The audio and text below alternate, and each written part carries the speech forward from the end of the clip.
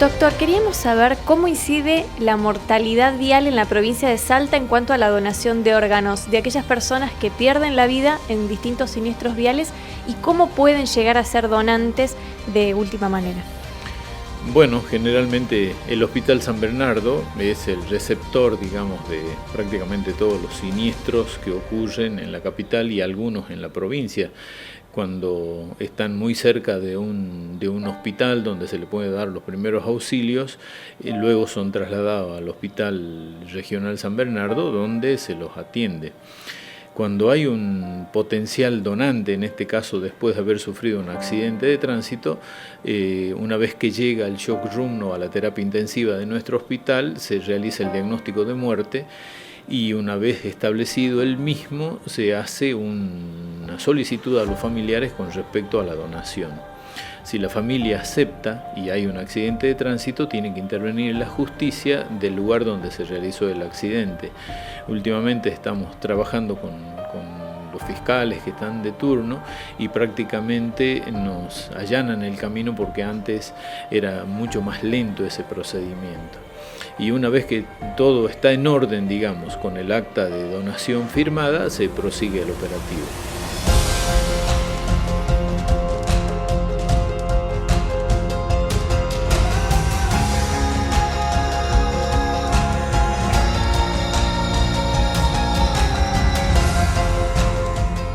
Doctor, ¿usted sabe en términos generales, los últimos años al menos, de los siniestrados viales, cuáles son los hechos por los que mayormente fallecen?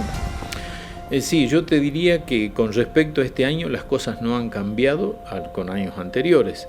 Si tenemos 6 operativos en Salta en lo que va del año, de los cuales 4 son multiorgánicos y 2 de córneas, generalmente las córneas son muertes por accidentes cerebrovasculares, o sea, no son accidentes de tránsito, y los restantes prácticamente todos son por accidentes de tránsito, y en su mayor cantidad por las motos. Las motos ocasionan accidentes donde el cráneo, si no usa casco, pasa a ser directo el órgano de choque, razón por la cual los traumatismos encefalocranianos por los accidentes son los más frecuentes que llegan a nuestras guardias.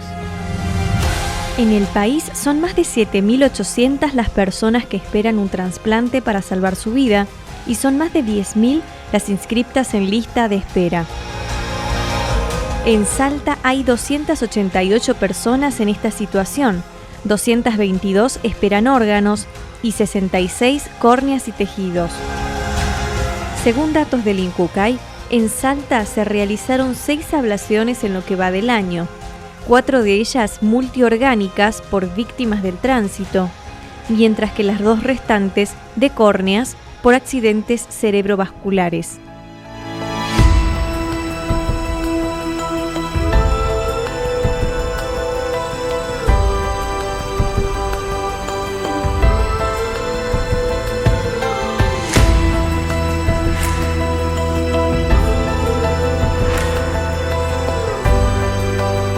Carlos, te venimos a ver para que nos des tu testimonio, porque estamos hablando sobre la donación de órganos y lo importante que es que la gente empiece a concientizarse sobre la necesidad de entender que hay muchas personas que necesitan de donaciones porque de eso depende su vida y que todavía no se tiene mucho conocimiento sobre el tema.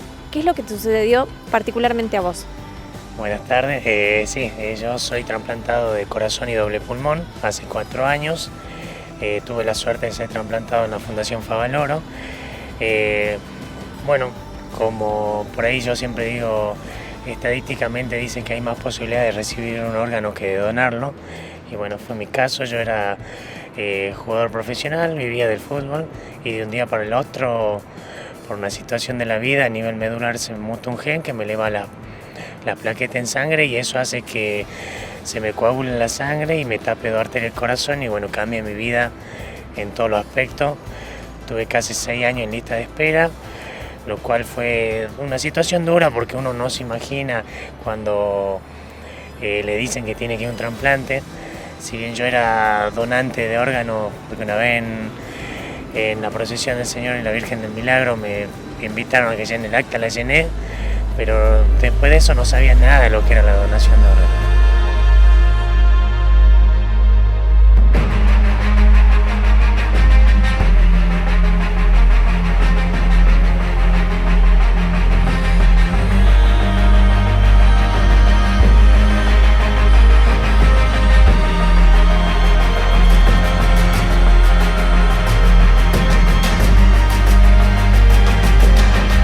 Morir en un siniestro vial es muy impactante, nos sorprende y muy doloroso para todo el entorno familiar.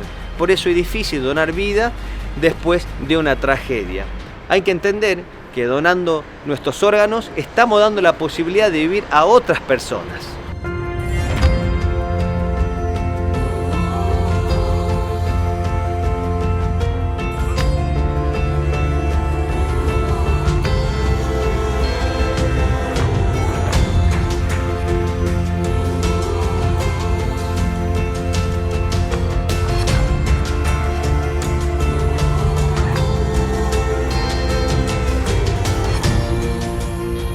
Muchas veces las personas que reciben un órgano no saben quién es el donante. Muchas veces, porque digo, hay otras ocasiones en las que sí. En tu caso vos me comentabas que sabías algo sobre este donante, aparentemente una víctima de un siniestro de tránsito. Así es, tenía 28 años, tuve un accidente en moto donde tuve una muerte cerebral irreversible.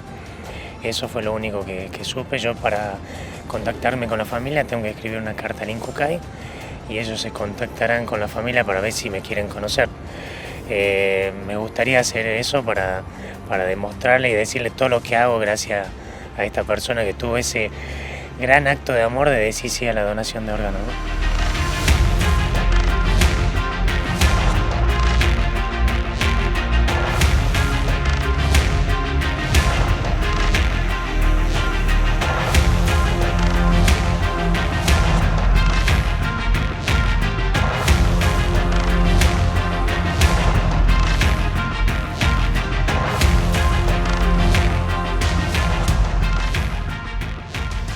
Doctor, ¿es frecuente que las familias, cuando perdieron a un ser querido en un siniestro vial, no quieran donar los órganos? Sí, es muy frecuente porque esa persona en vida no manifestó de ser donante o no, porque siempre digo que la comunidad puede anotarse por la afirmativa o por la negativa para donar. Y esta pregunta surge porque cuando a nosotros allanamos el camino en cuanto al tiempo, ustedes saben de que para hacer un operativo de ablación y de implante de ese órgano en otra persona son muy poquitos el tiempo que nos queda para realizarlo, pero a través de la ley del presunto donante que se estableció cuando estaba el doctor Ginés González García, de Ministro de Salud de la Nación, es como que ya está establecido. Ahora se le han hecho una serie de recortes o de agregados a esa misma ley, pero emplear la palabra ley en un momento de tanto dolor como acercarse a la familia donante para que done los órganos es realmente pesada la tarea, y preferimos de que la gente opte por firmar, por la afirmativa o por la negativa.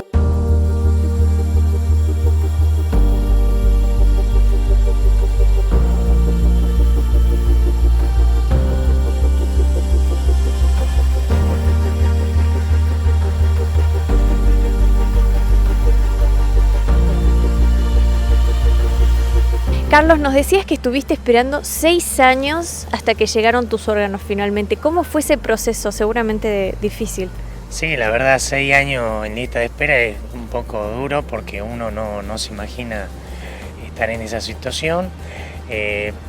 Cuando yo estaba en lista de espera tenemos un código en la página del INCUCAI que es Sintra, y vemos todos los movimientos que tenemos de participación o no de ablaciones.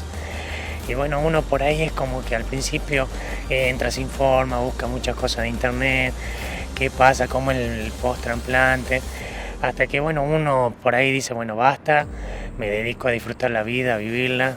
Todo lo que sea en pos de obtener más órganos es bueno, pero hay que saber cómo implementarlo.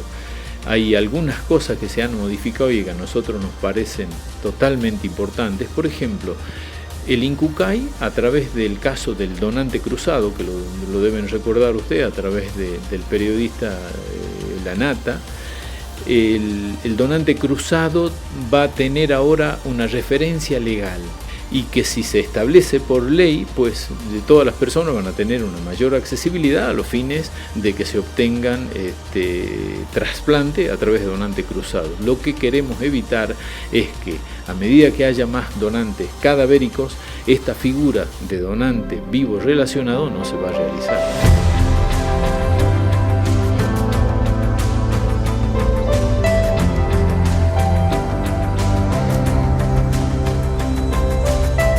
Otro tema que no se suele hablar y que es mucho más doloroso es la donación pediátrica. Si ya es difícil hablar sobre la donación en los adultos, es mucho más complicado decirle al papá que la vida de su hijo puede salvar otras 100.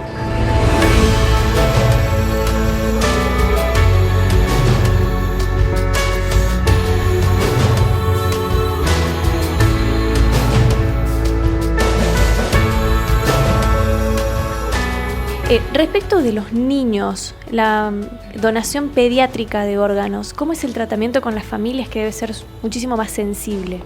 Mucho más sensible y máxime en esta época que vivimos, donde muchos padres no están juntos, y hasta ahora eso también viene implícito con la ley Justina, donde ya uno de los padres puede tomar la determinación. Hasta el momento, por supuesto eso va a ser cuando se reglamente esta ley Justina. Hasta el momento no era factible hacer eso. Si no teníamos la confirmación y la aceptación por parte de los padres, ambos, nosotros no podíamos seguir el operativo. Interviene la justicia, generalmente el juez que está de turno y que interviene en esta causa, necesita la firma de los dos. Y yo creo que es, como bien dices, es muy duro pedirle a los padres que están perdiendo una criatura, prácticamente ya está muerta, de que tomen la decisión.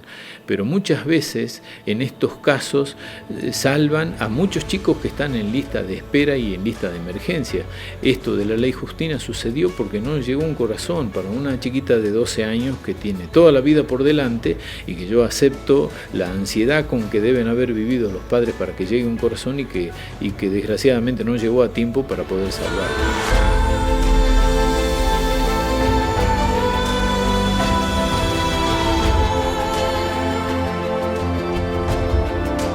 La pérdida de un familiar en un siniestro de tránsito es muy difícil y complicado de subsanar.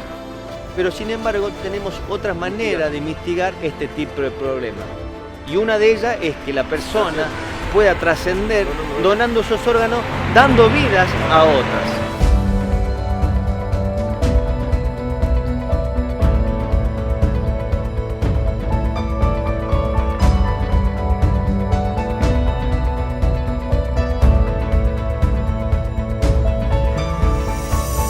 ¿Cuántas personas puede salvar un donante adulto?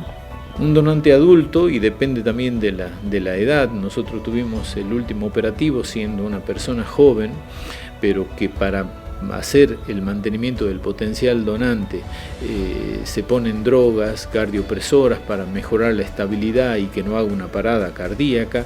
Los equipos de trasplantes cardíacos no lo aceptan. Entonces, ¿qué es lo que pasa? Cuando no se puede ablacionar corazón por este motivo, otros órganos están en condiciones, como por ejemplo el hígado y el páncreas, que se ablacionaron antes de ayer, a través de una donación. Entonces, hígado, páncreas, riñones, hasta 8 o 10 vidas, depende. Si desde el punto de vista de los tejidos, como son los huesos y la piel, también pueden salvar vidas.